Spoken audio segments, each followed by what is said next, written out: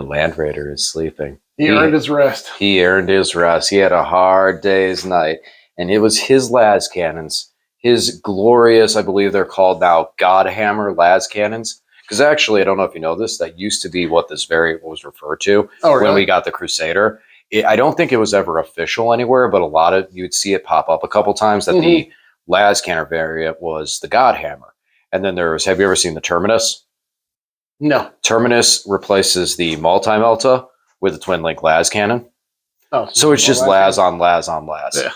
So, but enough about Land Raiders. I mean, they apparently are the most broken thing in the meta. They're devastating as they can eliminate a Hecaton Land Raider with the help of a librarian. But they can take... This is the librarian. That librarian is your MVP today. Final score, Grey Knights 78, Votann 77, and the losing streak is broken. Barely by a broken. point. It's still a win's a win. A win is a win. Yes. Yeah, let's go over some of the feelings from this game and different stuff that happened.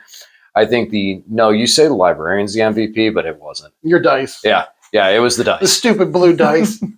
No, this game, it's like whenever I needed to make a 4-up all day. A lot of 4-ups are made. But then when you have the 1 damage weapon, I almost rolled Yahtzee, all ones.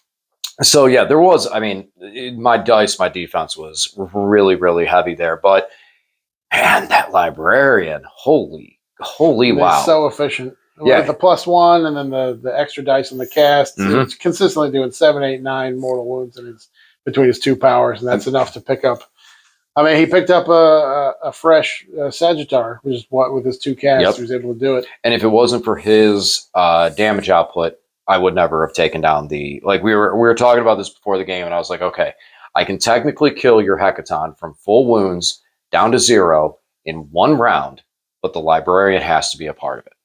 And that's what it was. And I wasn't even expecting for Uthar's crazy reroll thing. Man, you threw every defensive buff at that. The kitchen sink. I didn't get to use it once offensively with a Magna Rail. No. I was hoping to turn that magic on, but that didn't happen. No, instead it was the magic las cannons from the Land Raider that called the day. He was able to pick it. We were able to pick it up, but again, I had to put all the las cannons into you because of the rerolls, the zeroing out everything. It took all that volume. It was 3 twin link las cannons plus the 2 on him, so 5 twin link las cannons, a missile launcher, and the mortal wound librarian to finish off that Hecaton. For the first time for Grey Knights, I do believe. I don't think my Dread Knights have ever done it. I think that was the first for the Grey Knights on my list to kill a Hecaton. Yeah. And it only took one of the most broken models in the army. The Land Raider. The Land Raider. The humble Land Raider. Yeah. No. That was fun. That was fun to see it happen. This is a game of dice, and sometimes you get those random moments and those random occurrences that can take it out. Disappointed at how Land Raider went down. Would have liked to see him, get beat up, maybe down to 1 or 2 wounds, and just throw that fighting chance and throw some more dice out there. That was your Dreadnought that I got down to 1 wound. You can't have all these models go down to 1 wound and still fight. Come on. I'm sorry. Show me that rule. Show me the rule that says I can't. I'm about to write it down. You already wrote my last book. Oh, gotcha on that one. Left my book and Lane takes notes into it, and we accidentally swapped our Arc of Omens book. And then I get mine back. I'm like, oh, there's all these notes on how what secondaries and this stuff, and I'm like, oh, all right. The good news is it's the GT book, so you just got to wait a couple months and a new one comes out. You're going to get a fresh one. Exactly. Or cards this time, I guess, in 10th edition. I like it. So, so initial opening gambit wasn't very much right off the rip, but once we moved into turn 2, the Hecaton came out, and I looked across and I said, well, let's see what can happen. Let's do this. And librarian was that reason. Are you surprised? Are you surprised that 5 las cannons, a missile launcher, and the librarian were able to take the Hecaton down? You've been hit more. No. The Votann had very little defense to mortal wounds, so I knew the librarian, if his powers went off, that would be it. And just to keep the Hecaton alive as long as it did, it required an Uthar turning a save into a 6, and then also re-rolling 1, and then also zeroing out from the Forge Master. It would have been a different story if if the He was librarian's 9 powers wounds had by not. himself. Yeah, What's he was 9 wounds by he did himself. 9 wounds, yeah. So he did, half of it. Because when you did kill with the last cans, it was down to the wound It on was your the last 5. shot. It was It a was 5. literally to the wound on the last Yep. shot. It was It was exactly stick a 5 or a 6, or he's there. Yeah. So there was nothing else. The hecatons are obviously super durable. I don't think I really like GTL that much. Greater Thurian League. I for the first 3 rounds, I forgot that I get a reroll of either a hit or wound for each unit. That would have been useful in this game, so that would have been handy. But I miss the defensiveness of the invulns, I think it would take especially more on time. especially on the jet bikes. If you ran a different list that had other higher armor or better armor stuff, the jet bikes need that invuln. And then I need the extra 4 inches for the guns because it comes, especially when I'm bringing in something from reserves, going from 24 to 28 inches is huge. And the extra AP is a big deal too. I think a lot of your collection is really built into Ymir. Yeah, taking advantage of Ymir. Taking advantage of that, and that's a lot of your collection because yes, like you said, with those bikes, they just vanished. Mm-hmm. When my interceptors touched them, I over dedicated because I'm thinking 4 up, 5 of invuln, and I just touch them and they vanish. Yeah. So I definitely feel like that now. Maybe because I did like what you could have done on turns 4 and 5, and we got to see the rerolls. Mm-hmm. I did like how that could happen. And Uthar was a mean guy. Yeah, super durable. And well, I 6 is underdedicated the a hit. little bit. Yeah, when he rolls in close combat, if he rolls a 6 to hit, it turns into I 2 got mortal greedy. wounds or 3 mortal wounds if you've got a judgment token, and he gets to re-roll a hit. Yeah. Anyways, so I did. Yeah, on that last batch, he picked up 5 5-year strike guys by himself. Picked up 5 interceptors by himself too. Yeah, he kicks out just a lot of damage. So he's He pretty does. impressive. He does, and I like his other abilities, like the stuff you were talking about. I was standing on the other side when you're like, okay, and then he gets to double these tokens. Okay, and these tokens that are what count as 1 more, and this and that. I'm looking over there, I'm looking at him. I'm like, man, I don't know how I feel about this. Yeah, and I really, honestly, with with that league and the Sagittars, whoo-wee, that's mean. I mean, the Sagittars behind that league seem really nasty just because of their speed and range and and their defense that they have that your bike stuns. yeah. I mean, they have the 3-up armor, and it just makes them a little bit tougher, and obviously And the 2-7 tougher. too. Yeah. But anything, I mean, really, the GTL boon is the +1 judgment token, essentially. As long as you have at least 1 judgment token, it counts 2. If you have 2, it counts 3. And that's kind of a big deal. It lets things actually wound a T8 Land Raider when I need to. So it's definitely strong. I prefer you're going to the need Ymir. I'm a going to go lot back. of TA Land Raiders right now. I would say I was going to go back to Ymir, but I can't because I lost this game. I guess I have to play Custodes. That's what. That was the deal. Right. That was the deal. Custodies are coming. I don't think I'm going to be playing Grey Knights up. I don't think we're going to do a silver and gold matchup on the channel, but maybe. So shiny. Ooh. So as we got into the later of the game, once you lost that Hecaton, where was your mindset at for it? Because the Hecaton is not. I know it's not everything. Oh no, it's only 310 points, but I lost a Hecaton and a 6-man Pioneer squad. Maybe you turned around and churned it out. You followed up and turning around and clearing everything. But I need those bikes at the end of the game to get on those late claim objectives. I probably put in my reserves too early because they got wiped pretty quickly. I was surprised the 6-man came on. Yeah. Well, I figured I just underestimated your ability to kill them and I overestimated their durability. So that'll happen. But and underestimated. There's one very important thing that you made a huge mistake on. You underestimated my ability to roll 6s as an average. Yeah, just roll. Average of 6. A 4-up average dice roll means I'm going to hit a 4-up 40. What is it? I hit 50% odds 100% of the time. Yeah, it was pretty impressive. There was a lot. Like it was like you put like 6 wounds on the Dreadnought. I'm like, all right, 4-up invuln. He takes 1. Reduce damage by 1. Feel no pain. Okay, he takes 1. You're like, okay, next guy shoots again. Man, you don't see the old school dreads that often, but the venerable dreads are good, hitting on 2s. It was pretty cool out of here too. Like Dragos, the 4-ups and stuff. Like as I started to figure out, like, wait a minute, I don't need to cast everything onto you. This is a nice little, like the Sanctuary is a nice backup when I fail Armored Resilience. So let's do the Resilience first. Oh, cool. I pass it. Now he's got a 4-up. Even going, like, there was a nice little stack to it. So I don't mind it too much. If I had 3 more dreadnoughts ready, I might throw 6 dreadnoughts down. Sure. Just 3 for the venerable, 3 for the 6. No, I'm not doing that. No, no, no, no, no. If you lose the next game, you have to. I don't own them. I've got one. I've got a Grey Knight Dread. I got the old rifleman with all the autocannons. Oh yeah, I missed that guy. Man, I missed that. So, but then as we moved into the deep, let's go into the deeper sense of the game. You tried moving into the middle. You tried taking the Sagittars. Now, what I was surprised and I was getting ready for is I thought you were going to go towards that corner where the lay claim was, but you kind of came this way and sweep through. Why not send the Sagittars over to try to get onto the objective where the 2 lay claims were? Well, I don't know. That's not what happened. Good answer. I mean, good answer. the Sagittars. I don't know why they bring them out here in the middle. I don't remember why. This is a long game. I was hoping my bikes would be able to move over there late game. Oh, you know what? Again, Also, you might have been thinking that you were going to pick up both the dreads. Yeah, I needed to kill the dreads because you're just efficiency with those Vendreads hitting on 2s, rerolling 1s is so good. And yeah, I needed to do something about those because they were causing me problems. If I let them shoot all game, they were going to pick up so much stuff, especially because they're great into the Sagittars and they're great into the jet bikes. They're great into all that stuff just because they're damage amount. So this is one of the rare games where I actually was able to stay ahead of you on the speed. Mm-hmm. Like I was able to get ahead of you and cut down those speedy units, which then at the end I started looking at stuff going, okay, well, Berserkers can only go this far.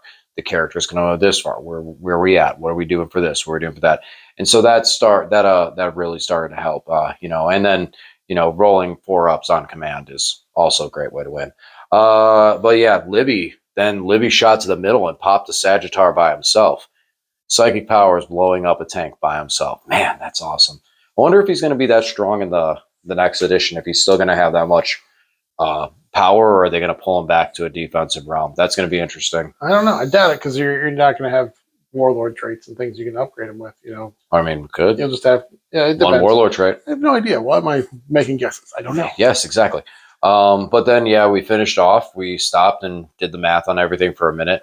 And realistically, and I have to recommend that if you're playing a game competitively, especially in a tournament, when you get down to that last turn or so, do the math. Make sure you know exactly where you stand, because it determines whether you take a risk or whether you can just take a knee and take it easy, step back a little bit, and secure the win. Yeah, because in some situations you may go, oh, okay, I'm going to do this. Like I did it once to you, where I went after like Purifying Ritual.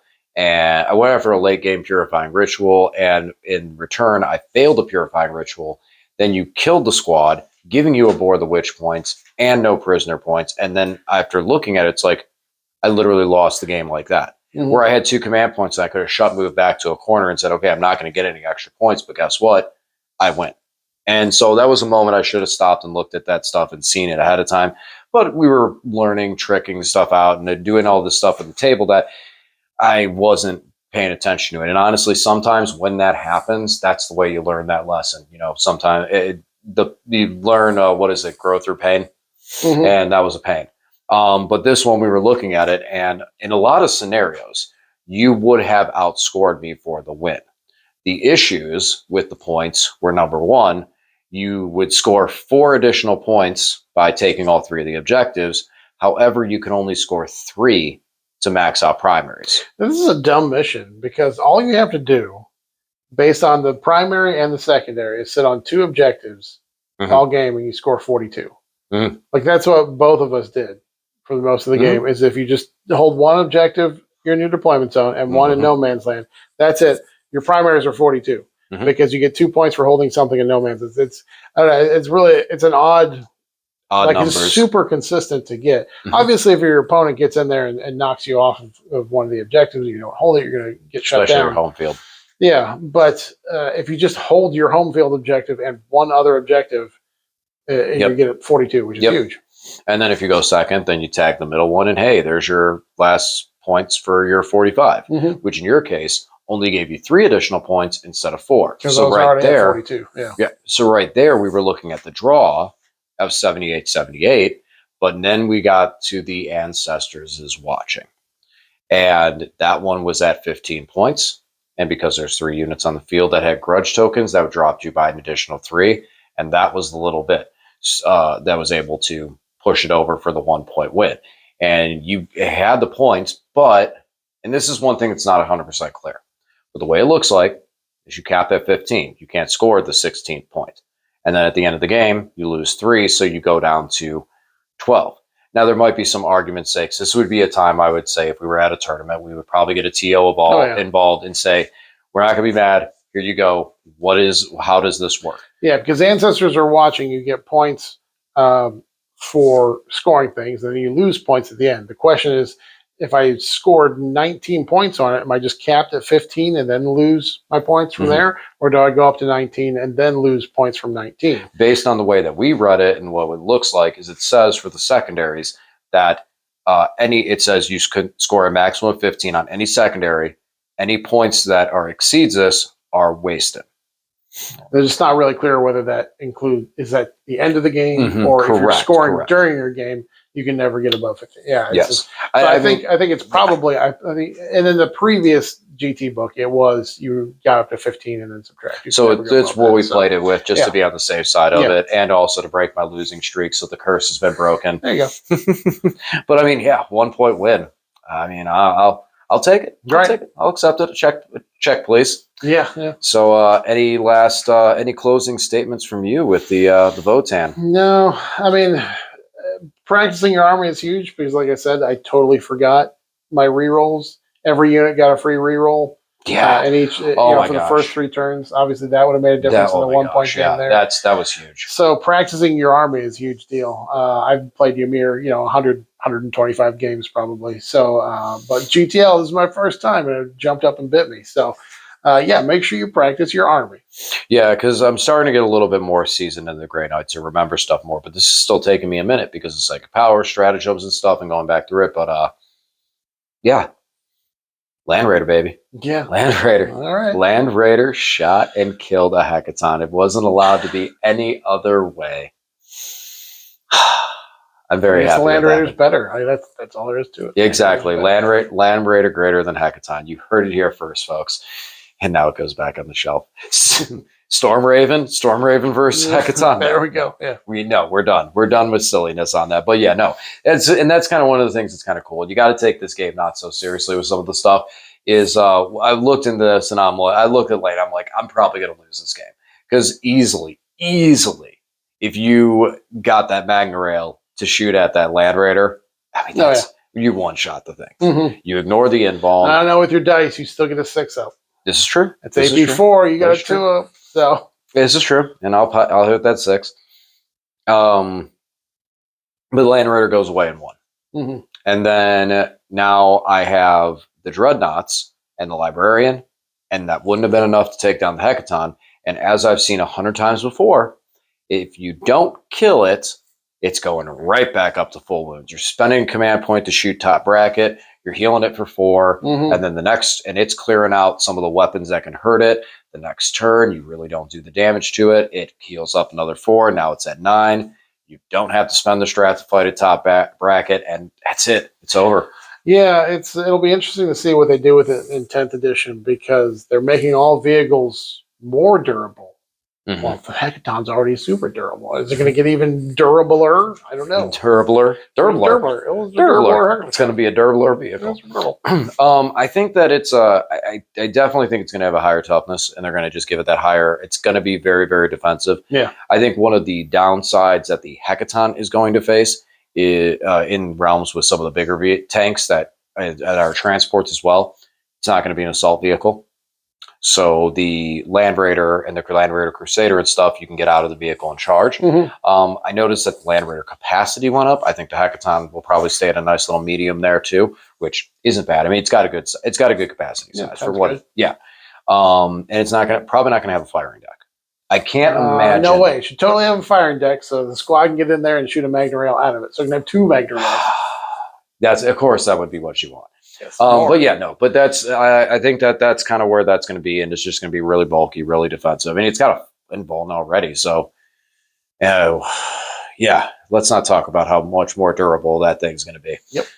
All right, guys. Well, thanks again for watching. Hope you guys enjoyed the video. Again, subscribe to the channel if you haven't already, and check out us talking about these lists going into it, and the unexpected, like I said, Land Raider for the win.